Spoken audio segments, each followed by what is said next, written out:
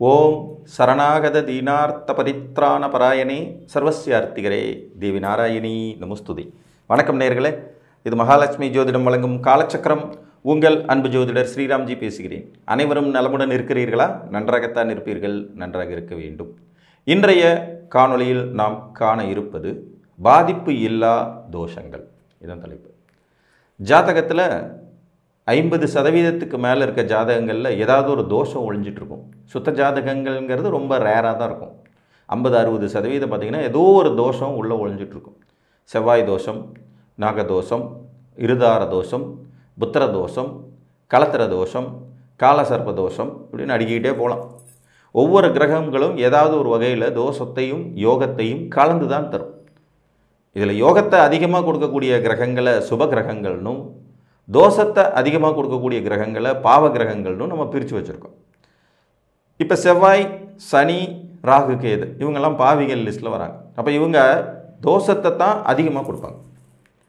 குரு, சுக்கிரன், சந்திரன், புதன் இவங்கெல்லாம் நன்மைகளை அதிகமாக செய்யக்கூடிய கிரகங்கள்ங்கிறனால இவங்க யோகத்தை அதிகமாக கொடுப்பாங்க. இப்போ இவங்கள சுப கிரகங்கள்னு பிரித்து வச்சுருக்கோம்.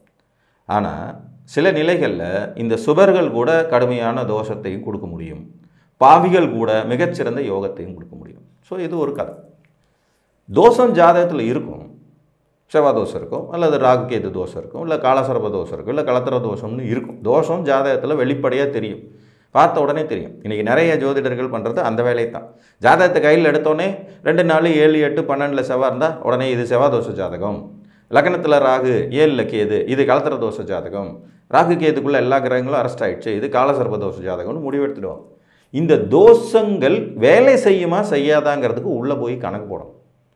அந்த ஜாதகத்திற்கு தசை, அந்த தோஷத்தை தரக்கூடிய கிரகம் நடப்பில் தசை நடத்த வருமா? இது முதல் $1 மில்லியன் கேள்வி. இப்போ ஒரு உதாரணம்.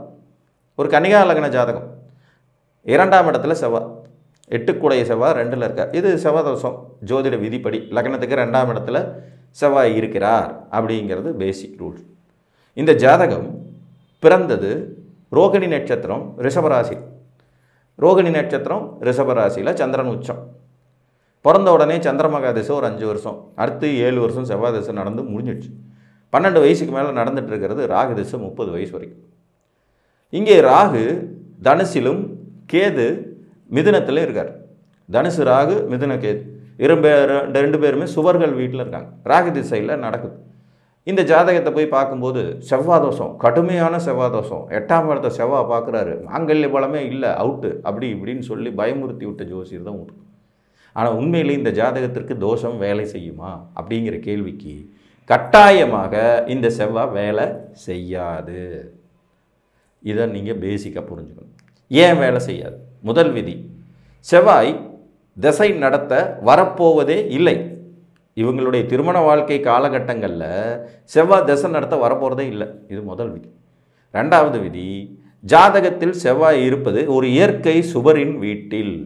அந்த சுபர் இந்த லக்னத்துக்கு மிகவும் நல்லவர். வேறு கன்னிகா லக்னத்துக்கு சுக்கிரனோட வீட்டில் இருக்க கிரகங்கள் பெரும் கெடுதல்களை செய்யாது. இது ஒரு பேசிக் ரூல்ஸ். அப்போ பாக்கியாதிபதியும் 2ஆம் அதிபதியுமான சுக்கிரன் வீட்டில் இருக்கிற செவ்வாய் முதல்ல தசை நடத்தி முடிச்சிட்டாரு. அவர் திரும்ப வாழ்க்கையில் தசை நடத்த வரப்போகிறதே இல்லை. அடுத்ததாக பார்த்திங்கன்னா அவர் சுபரின் வீட்டில் அமர்ந்திருக்கிறார். இதை குற்றம், இது தோஷம் அப்படின்னு சொல்லிட்டு இதுக்காகவே ஜாதகத்தை தள்ளி தள்ளி தள்ளி போட்டு பார்த்துட்ருக்கிறதுல எந்த புண்ணியமும் இல்லை. இதே மாதிரி தான் ஒரு ஜாதகம். 5ஆம் இடத்துல ராகு, புத்திரஸ்தானம் கெட்டு போயிருக்கு, குழந்தையே பிறக்காதுன்ற ஒரு மகர லக்ன ஜாதகம். 5ஆம் வீட்டில் ரிஷபத்தில் ராகு, ரிஷபத்தில் ராகு அமர்ந்திருக்காரு. இவருக்கு கல்யாணம் நடந்துக்கிட்டு இருக்கிற நேரத்தில் ராகு திசை தான் நடப்பில் இருக்குது. கல்யாணம் போகும்போது ராகு திசை நடப்பில் இருக்குது. கல்யாணத்துக்கு வரன்னு பார்க்கும்போது பார்க்குற ஜாதகம் முறை இவருக்கு 5ல் ராகு, இந்த கடுமையான தோஷம், குழந்தை பிறக்க வாய்ப்பே இல்லை அப்படின்னு சொல்கிறாங்க.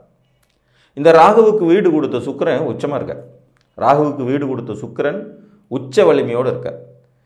தவிர விருச்சிகத்தில் இருந்தபடி குரு ராகுவை பார்த்துட்ருக்கார். வீடு கொடுத்த சுக்கிரன் உச்சம், விருச்சிகத்தில் இருந்தபடி குரு ராகுவை பார்த்துட்ருக்கார். கல்யாணம் ஆகி கரெக்டாக 11ஆவது மாதத்துலேயே குழந்தை. நான் தான் சொன்னேன், இந்த ஜாதகத்துக்கு கல்யாணம் தாராளமாக பண்ணி வைங்க, குழந்தை பாக்கியம்லாம் எந்த விதத்துலையும் பாதிக்கப்படாது. சார் இவருக்கு பூர்வீகம் ஆகவே ஆகாது, பூர்வீகத்தில் இருக்கவே கூடாது, பூர்வீக சொத்துக்கள் வந்தால் ரொம்ப மோசமாக பாதிக்கப்படுவார்னு சொன்னாங்க. ஒரு விதத்தில் பூர்வீகம் ஆகாது என்பது உண்மை. ஆனால் அது 5ல் ராகு இருக்கிறதுனால இல்லை, இவர் மகர லக்னக்காரருங்கிறதுனாலேயே பூர்வீகம் ஆகாது. மகர லக்னத்தில் பிறந்த ஒருவருக்கு பூர்வீகத்தில் இல்லாமல் இருப்பது, தாய் தகப்பனை விட்டு விலகி இருப்பது, முற்றிலும் புதிய சூழலில் சென்று வசிப்பதனால் வாழ்க்கையில் வெற்றி கிடைக்கும். அதனால தான் அது காரணமே ஒழிய இந்த 5ல் இருக்கிற ராகுவால் கிடையாதுன்னு சொல்லு. இந்த ஜாதகருக்கு ஒரு ஆண் குழந்தை, ஒரு பெண் குழந்தை. இப்போ இங்கே 5ல் இருந்த ராகு வேலை செய்யலை, தோஷம் வேலை செய்யாத ஜாதகம் இது. அதை நுணுக்கமாக கணிக்க வேண்டியது அவசியம். முதல்ல சொன்ன செவ்வாய் தோஷத்துக்கு செவ்வாய் வரவே வராது, செவ்வாய் தசையே வராது. ஆனால் 2வது சொன்ன மகர லக்னம் ராகு திசை நடப்பில் இருக்கிறவருக்கு அந்த ராகுவையும் மீறி குருவின் பார்வையும் வீடு கொடுத்தவனின் வலுவும் அவருக்கு புத்திர சந்தானத்தை தாராளமாக வழங்கியது. புரியுதா உங்களுக்கு? முதல்ல ஒரு ஜாதகத்தில் ஒரு தோஷம் இருக்க, ஆமாம் இருக்கு, வேலை செய்யுமா, அதை நுணுக்கமாக பார்க்க வேண்டியது அவசியம். ஒரு கடகலக்கண ஜாதகம், 7ஆம் இடத்துல சனி ஆட்சி, 7ஆம் இடத்துல சனி ஆட்சி, இது சனி வலுவாக இருக்குது, இது சனி தோஷ ஜாதகம். சனி பகவான் வலுவாக இருக்கார் களத்திரஸ்தானத்தில்.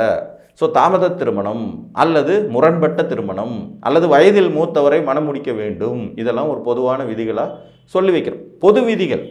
இந்த தனிப்பட்ட ஜாதகத்திற்கு முதல் பாயிண்டாக இவருக்கு சனி திசை வாழ்க்கையில் வரவே வராது. இவர் கடகராசி கடக லக்னம், கடகராசி கடக லக்னம், பூச நட்சத்திரத்தில் பிறந்தார். பிறந்த போதே 3 வருஷத்தில் சனி திசை முடிஞ்சு போயிடுச்சு.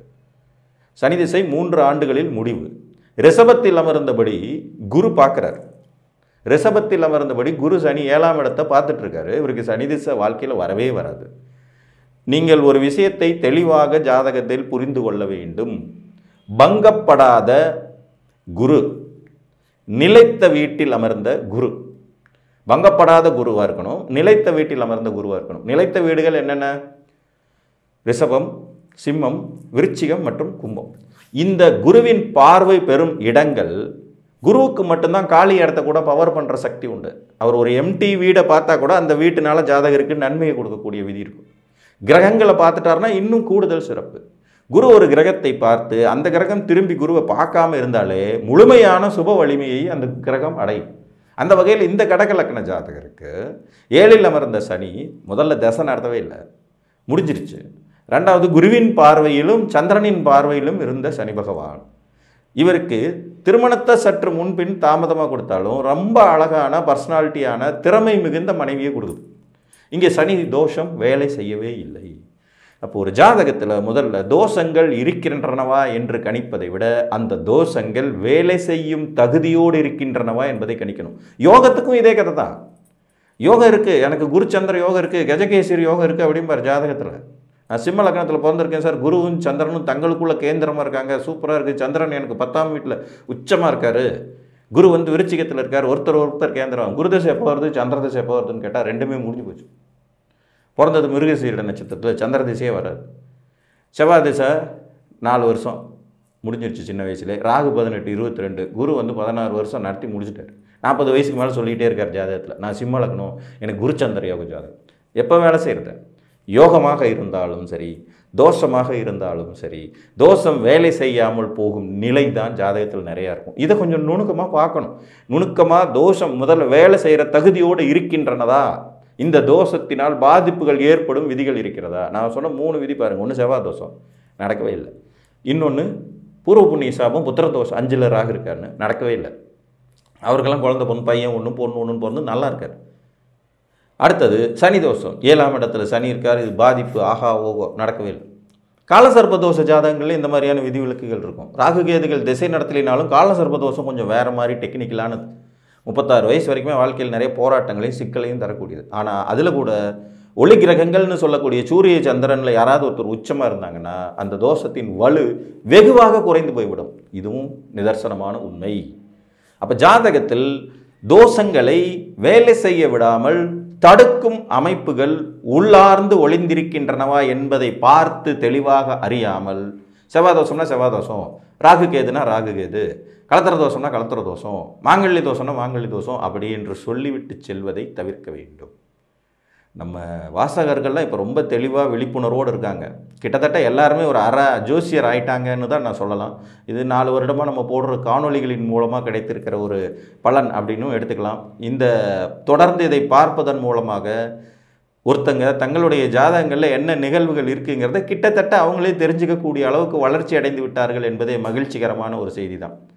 ஸோ தோஷம் உங்களுக்கு வேலை செய்கிறதா இல்லையா என்பதை, அந்த தசை நடப்புக்கு வருகிறதா, ஒருவேளை அந்த தசை நடப்புக்கு வந்தால் அது சுபகிரகங்களின் பார்வையில் இருக்கிறதா, இந்த தோஷம் வலிமையாக வேலை செய்யும் தகுதியோடு இருக்கிறதா அப்படிங்கிறதை எல்லாமே பார்த்து அறிந்து கொள்ளுங்கள் என்று கூறி, மீண்டும் ஒரு காணொளியில் உங்களை சந்திக்கும் வரை உங்களிடமிருந்து அன்புடன் விடைபெற்றுக் கொள்வது உங்கள் அன்பு ஜோதிடர் ஸ்ரீராம்ஜி. நன்றி, வணக்கம்.